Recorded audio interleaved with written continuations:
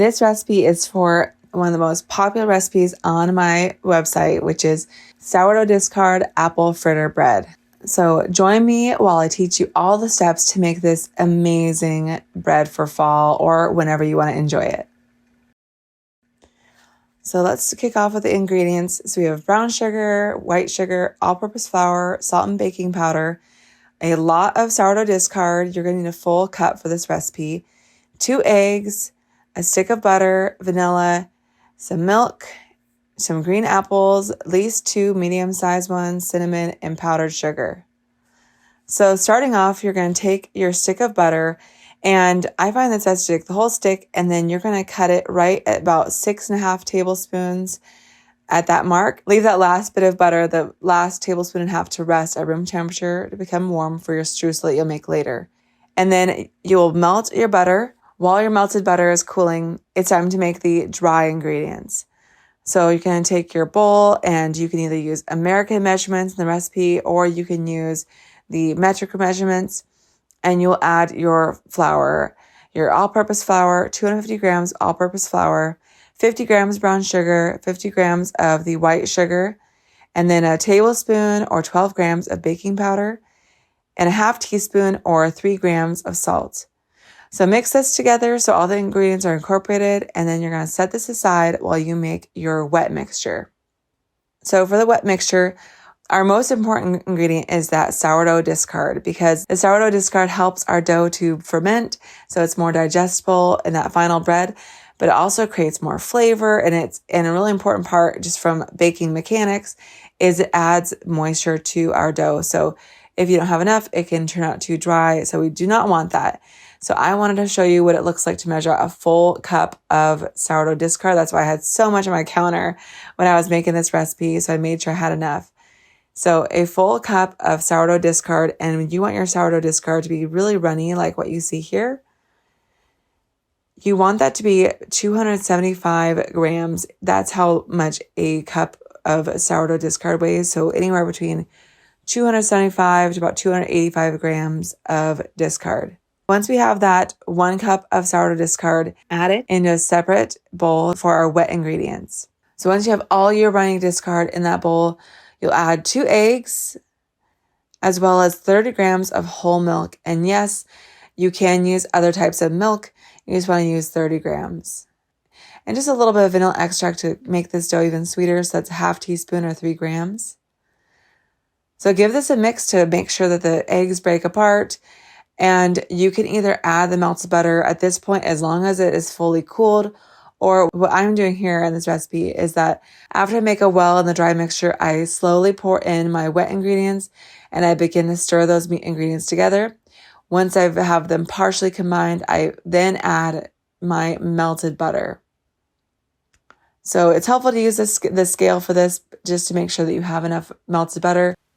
When you add your melted butter, it can be helpful to get a spatula to scrape out the entire pan so you have the right measurement of all the melted butter into your bread dough. You're going to mix your wet and dry ingredients fully together, and you'll see this texture is really nice and fluffy when I mix it. When you're mixing this, you want your dough to look like this. You want it to have this nice fluffy texture. It should be really easy to mix. It should not be stiff.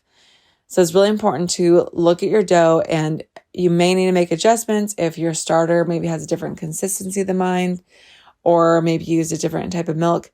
There could be those little tiny variations. Once it's mixed, you have an option to let it ferment at room temperature for a little while or overnight in the fridge.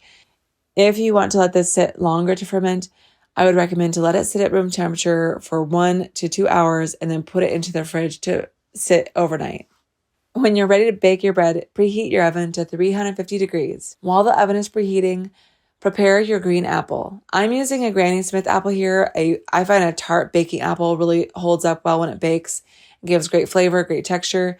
So you'll peel those, and then you're going to dice them into rough 1/2 inch or so pieces. And you can either use a really large green apple or 2 medium ones.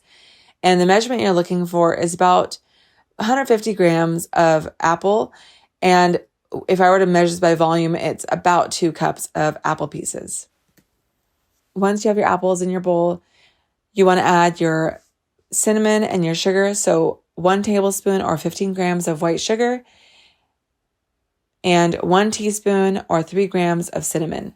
I love this simple cinnamon sugar mixture, but of course you could add a little nutmeg in there or some clove or some cardamom to add a little more complexity. If you wanted to stick with a simple cinnamon, it's still just so classic and delicious. I recommend preparing your loaf pan by lining it with parchment. This helps for an easier, cleaner bake. It helps the bread to remove easier for when it's time to glaze it. So mine has a parchment that I've cut. And the first step is you're going to take half of your dough and put it into your lined loaf pan. Use a spatula to make sure you spread it to the edges, to the corners, into a nice even layer, and then add half of your apple cinnamon mixture. Use a spoon to press in the apple pieces into that dough so that the layers of dough adhere to each other better. Then put in your other half of dough, and again, use your spatula to spread out so it fully covers the previous layer. And then spread on the rest of your apple mixture. Get every last bit of apple on there. Press it in with the back of a spoon so they're really pressed into that layer of dough. While your loaf pan is prepared and resting and your oven's still preheating, you're going to make the streusel. So to make the streusel, you'll take a bowl and place your room temperature butter that we cut off from the full stick earlier that's been resting at room temperature. Put that into your bowl and then add your brown sugar. Use a fork to combine these. You want to get a nice sandy mixture with the butter totally incorporated into that sugar. And then you're going to sprinkle this on top of the loaf. Break up the streusel and make sure that you spread an even layer over the dough. You want each piece to be no bigger than a blueberry. And now it's time to bake. So take your prepared loaf of apple fritter bread and put this into the oven. This is going to bake at 350 degrees for at least 60 minutes up to 70 minutes. If you're not seeing it ready on the outside, then give it a few more minutes. I checked mine and it wasn't quite ready, so I put it in for about 5 more minutes. After an hour has passed, make sure you take a look at your dough. You should see it starting to caramelize on the sides. You should see a golden color on top. The brown sugar should have a caramelized appearance. And most importantly, you want to test the center of your loaf with a skewer or a cake tester. And with the skewer or the cake tester has any wet dough on it or any gooiness, it is not baked enough. So put that back in your oven and bake it for another few minutes. While your apple fritter bread is cooling and you're probably salivating because it smells so delicious at this point. So take a bowl, place it on top of your scale, and measure in the powdered sugar. You're looking for 65 grams or a half cup of powdered sugar, and then add your 1/4 teaspoon of vanilla extract. Very slowly add the whole milk. You can always add more liquid, but once the liquid's in there, you can't take it away. So add your milk slowly. Add 1 tablespoon, whisk it really well, look at the consistency. If it doesn't have the nice drizzling consistency that you see here, then add a little bit more milk each time. Once your bread has been cooling for 20 minutes and your glaze is ready and it has a nice drizzling consistency, then take your bread out of the loaf pan and place it on a cooling rack. If you use a parchment liner, this process is really easy. Unwrap the bread so you can get the icing coming over the sides. And then take your spatula or the whisk, and you're going to drizzle all over your bread back and forth in a zigzag pattern is the way that I'm doing it. There's lots of ways you can glaze it, but I find that's a really easy way to present it. After it's glazed, you can serve this as soon as you'd like, or you can let it sit for a little while for that glaze to harden. But this bread is so good. It is so soft, so flavorful, and the sourdough discard really adds a different layer of flavor. The sourdough also helps it become softer, and it holds in more of the moisture. So the bread has a much moister texture than breads made without sourdough.